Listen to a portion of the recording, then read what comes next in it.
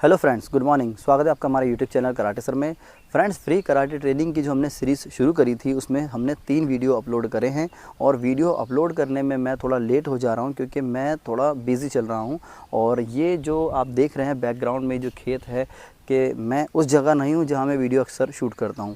तो मैं एक्चुअल में अपने शहर बुरहानपुर शहर आया हुआ हूँ। मैं बुरहानपुर शहर से हूँ। मध्य प्रदेश का एक शहर है बुरहानपुर।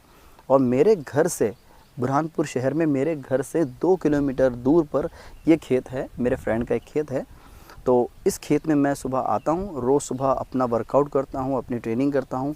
और जो मेरे ऑनलाइन पर्सनल क्लासेस है वो सारी चीज़ें मैं यहीं पर आकर करता हूँ क्योंकि यहाँ पर क्लाइमेट अच्छा रहता है, शांति रहती है बिल्कुल, और एक अच्छा नेचुरल माहौल होता है तो सुकून मिलता है।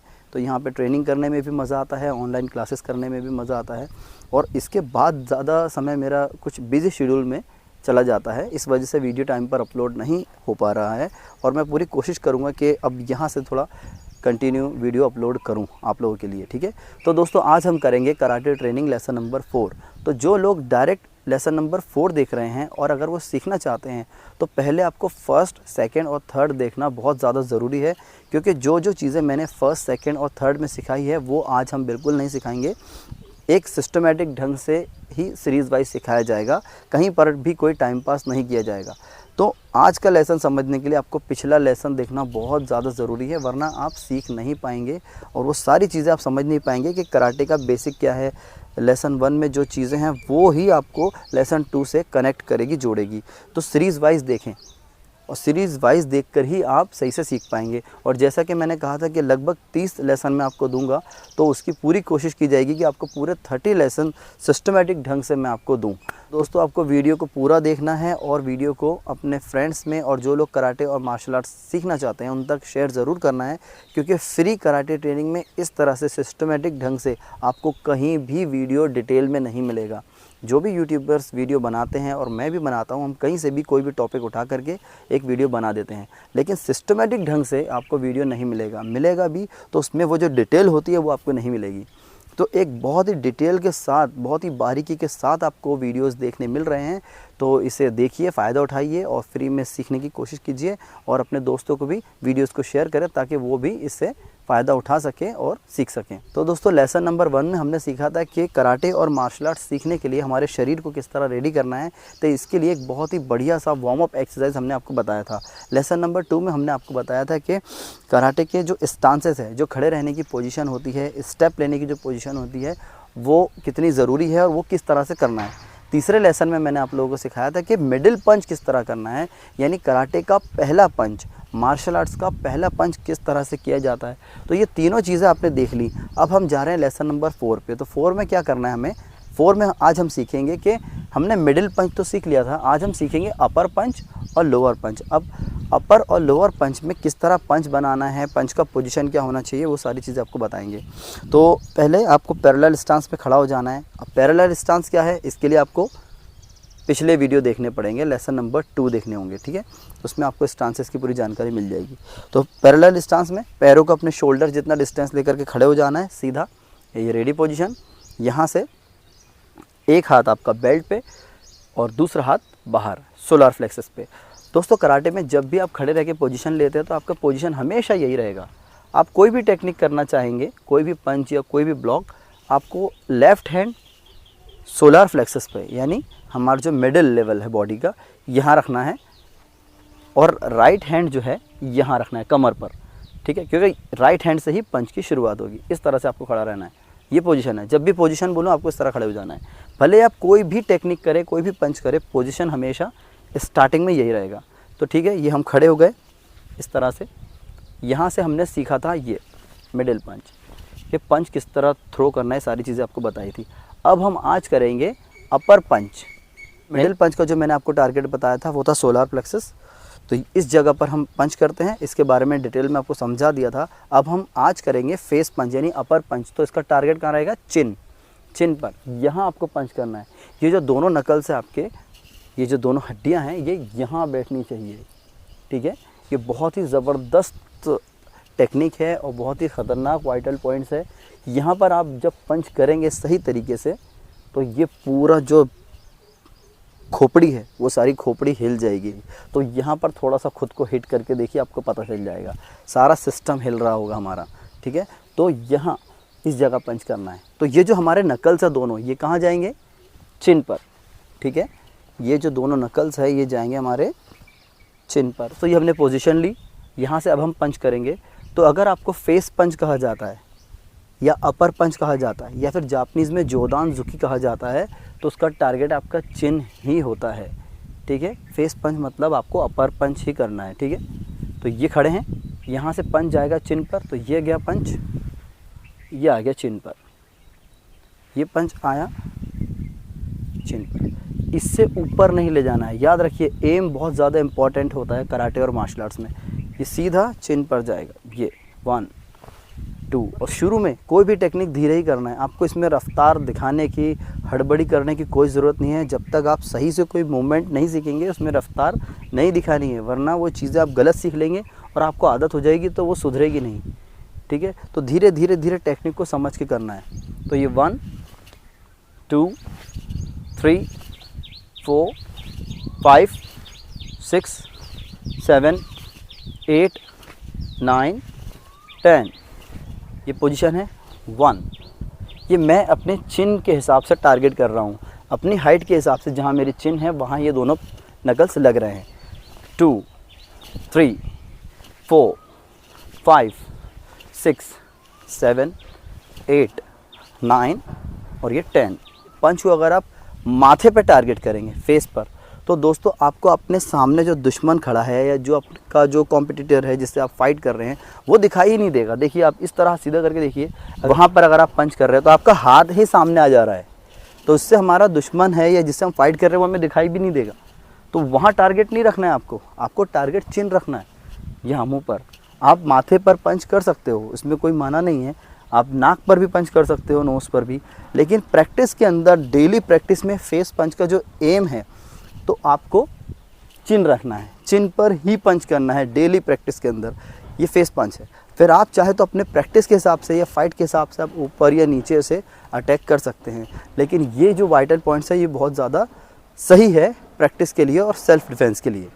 मैंने आपको बताया था पिछले क्लास में कि जो पंच हमारा बाहर है उसे तेज़ी से पीछे खींचेंगे तो दूसरा पंच अपने आप रिलीज़ होगा स्पीड के साथ।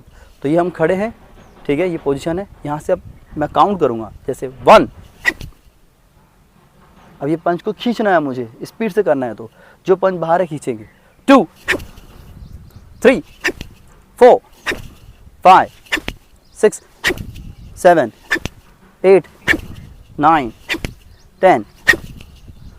दोस्तों पंच को स्पीड और पावर देने के लिए हमेशा जो पंच बाहर है उसे ही खींचना है, उसे खींचने से ही पंच रिलीज़ होगा स्पीड के साथ।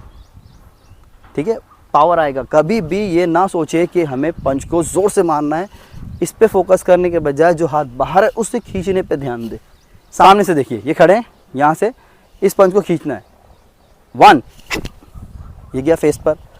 अब 2, जैसे 2 काउंट किया, 2 खींचा मैंने, 3 4 5 6 7 8 9 10।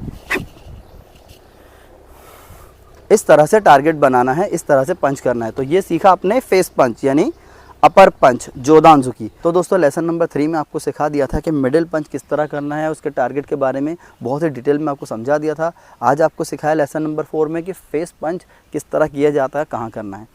अब हम इसी लेसन में, लेसन नंबर 4 में सीखेंगे एब्डोमेन पंच किस तरह करना है। तो एब्डोमेन पंच कहते हैं पेट पर पंच करने को।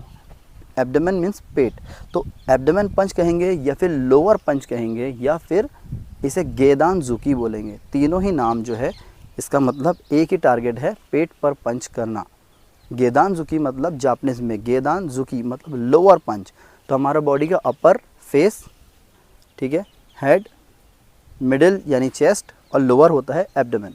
तो अब एब्डोमेन पंच करना सीखना है। तो दोस्तों ये हमने पोजीशन ली, जैसा कि मैंने आपको बताया था कि हमेशा मिडिल लेवल पर ही आपको लेफ्ट हैंड रखना है शुरू में। तो हमने पोजीशन ले ली। यहाँ से हमें पेट पर पंच करना है। तो पेट पर कहाँ करना है, पेट का एक टारगेट, तो वो कौन सा है, आपकी जो नाभि है वहाँ पर, नाभि पर आपको टारगेट बनाना है। तो ये रखा आपने, यहाँ से स्लो में पंच गया 1 कहाँ है? एब्डोमेन पंच, बिल्कुल नाभि के सामने, अपनी अपनी हाइट के हिसाब से। 2, ये 3, ये 4, 5, 6, 7 और ये 8, 9 एंड 10। ठीक है, स्लो में करना है, एम बनाना है, सही टारगेट पर आपका पंच जा रहा है नहीं जा रहा है वो सब देखना है आपको। और एक बात और याद रखना, जब भी आप एब्डोमेन पंच कर रहे हैं या फेस पंच कर रहे हैं तो ऐसा नहीं फेस पंच कर रहे हैं तो आपने ऊपर देखना शुरू कर दिया, एब्डोमेन पंच कर रहे हो तो आपने नीचे इस तरह झुक गए। ये सब चीज़ों का ध्यान रखना है, आपको स्ट्रेट ही रहना है। आपको अगर पंच देखना है तो आप आँखों से देखेंगे ऐसे, इस तरह से कि ये एब्डोमेन पंच है, बस इस तरह। ये आदत डालनी नहीं है ऐसे, और ना ही ऐसे अपर पंच के लिए। ठीक है, तो अब हमें फास्ट करना है इस पंच को। तो ये रखा है नकल्स, ये बेल्ट पे हाथ, यहाँ से खींचना है, जैसे 1, 2, 3, 4, 5, 6, 7, 8, 9, 10। ठीक है, अब मैं अभी काउंट करके आपको बता रहा हूँ, सिखा रहा हूँ। अब आप अकेले प्रैक्टिस कर रहे हैं तो आप एक टाइमिंग लेकर के करेंगे पंच। किस तरह करेंगे? ये खड़े हैं,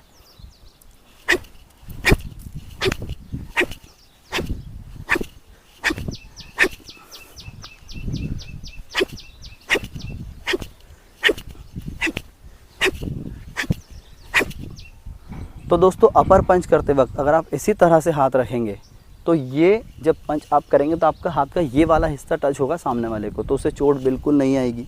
तो आपको क्या करना है, नकल्स को हल्का सा झुकाना है। ये जो नकल्स है यही उसके चेहरे पर लगनी चाहिए, चिन पर। तो बहुत मामूली सा पंच का एम, सही तरीके से अगर आप पंच बनाएंगे, हाथ को सही तरीके से रखेंगे तो ये नकल्स टच होंगे उसे। इसका मतलब इसको बहुत ज़्यादा बेंड नहीं कर देना है, एक मामूली सा आपका टारगेट इस तरह से। वो जब आप पंच करने लगेंगे, डेली प्रैक्टिस करेंगे तो अपने आप ये नकल्स टच होंगे। अब सेम ऐसे ही जब आप एब्डोमेन पंच कर रहे हैं, पेट पर पंच कर रहे हैं, तो ये जो नकल्स है ये हमारा हाथ है नीचे की तरफ, ये पेट है हमारा ये, तो नकल्स जो है हाथ का जो पोजीशन है ये थोड़ा अपने आप झुकेगा नेचुरली तौर पे। तो ये जो पंच है ये दोनों नकल्स पेट में घुसेंगे। ये दिख रहा है आपको नकल्स, ये नीचे की तरफ है नकल्स, यानी ये दोनों हड्डियों को कहते हैं। ठीक है, तो ये जा रही है सामने वाले के पेट में।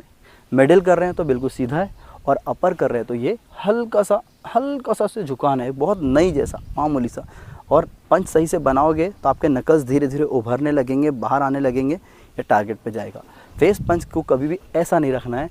बहुत सारे बिगिनर्स और बच्चे इस तरह से पंच करते हैं और ये जो अंगूठा है और ये जो उंगली का नीचे वाला हिस्सा ये सामने आ जाता है, तो ये टारगेट लगने से चोट नहीं आएगी। याद रखिए, पंच में काम की चीज़ सबसे ज़्यादा सिर्फ ये 2 वेपन है हमारे, ये दोनों नकल्स, इसी से पंच किया जाता है। ठीक है, इस तरह से। तो एक बार देख लीजिए, ये हाथ बाहर रखा मैंने, मिडिल पंच की प्रैक्टिस करी थी हमने। अपर पंच करना है चिन पर, एब्डोमेन पंच करना है तो पेट पर। तो दोस्तों लेसन नंबर 4 में आप ये सीख चुके हैं कि कराटे के 3 मेन पंच कौन से होते हैं। तो जिसमें मिडिल पंच, दूसरा अपर पंच और तीसरा लोअर पंच यानी एब्डोमेन पंच। इन तीनों के जापानीज़ नाम आपको बता देता हूँ। जो मिडिल पंच जो होता है इसे जापानीज़ में चूदानजुकी बोलते हैं, CHUDAN जुकी, चूदानजुकी यानी मिडिल पंच। और जो अपर पंच होता है इसे जोदानजुकी बोलते हैं, जोदान यानी ऊपरी हिस्सा, मीन्स जैसे पेड़ का ये ऊपर का जो हिस्सा है वो जोदान कहलाएगा, मतलब टॉप। हमारे शरीर का जोदान हिस्सा कौन सा है? हमारा फेस, हेड, ऊपरी हिस्सा। मिडिल जो है चेस्ट, सोलर प्लेक्सस। तो ऐसे जो मिडिल पंच है चूदानजुकी, अपर पंच है जोदानजुकी, ठीक है। और लोअर पंच माना जाता है पेट पर। हमारे शरीर का निचला भाग जो है पंच के लिए वो है एब्डोमेन पंच। तो इसे बोलेंगे गेदानजुकी, GEDAN, गेदानजुकी, जोदानजुकी, JODAN, जोदानजुकी, और चूदानजुकी मतलब मिडिल पंच। तो ये तीनों को अच्छे से परफेक्ट कीजिए और तीनों पंच की ढंग से प्रैक्टिस कीजिए, मिडिल पंच की, अपर पंच की और लोअर पंच की। तो ये था लेसन नंबर 4। लेसन नंबर 5 में आपको सिखाऊंगा कि किस तरह से स्टेप लेकर पंच करना है। अभी तक के हमने जितने भी पंच करे एक ही जगह खड़े रहकर किए हैं, ठीक है। इसमें हमने तीनों पंच करना सीखा है हमने लेसन नंबर 3 और 4 में। और 5th के अंदर हम स्टेप लेना, आगे बढ़ना, किस तरह आगे बढ़ते हैं, पंच किस तरह करते हैं। मान लीजिए आपका दुश्मन थोड़ा दूर है, ज़रूरी नहीं कि कोई आपके टारगेट पे ही खड़ा है, ये तो आप पंच सीख रहे हो बस एक जगह खड़ा रहकर। तो कितना स्टेप लेना है, अगर कोई दुश्मन एकदम से आगे बढ़ के आप पर हमला कर रहा है तो आपको किस तरह पीछे जाके फिर पंच करना है, ये सारी चीज़ें हम आपको लेसन नंबर 5 में सिखाएंगे। तो रेडी रहिए, अगले लेसन के लिए मैं जल्द ही वीडियो अपलोड करने की पूरी कोशिश करूँगा। और आपको वीडियो पसंद आया है तो इसे लाइक शेयर ज़रूर करना, हमारे यूट्यूब चैनल कराटे सर को सब्सक्राइब कर लीजिएगा। और कराटे और मार्शल आर्ट से जुड़े कोई भी टूल्स खरीदना है, लाठी है, नंचाकू है, जो भी स्पेशल क्वालिटी के कराटे और मार्शल आर्ट्स के टूल्स खरीदना है तो वीडियो के अंत में ऐड डाल दूंगा, वहाँ से देख करके आप मुझे कॉल करके या फिर व्हाट्सएप पे मैसेज करके अपना ऑर्डर बुक करवा सकते हैं। और आप जो भी सामान हमसे ख़रीदना चाहते हैं आपके दिए गए पते पर उसे बाय कुरियर भेजा जाएगा। Thank you.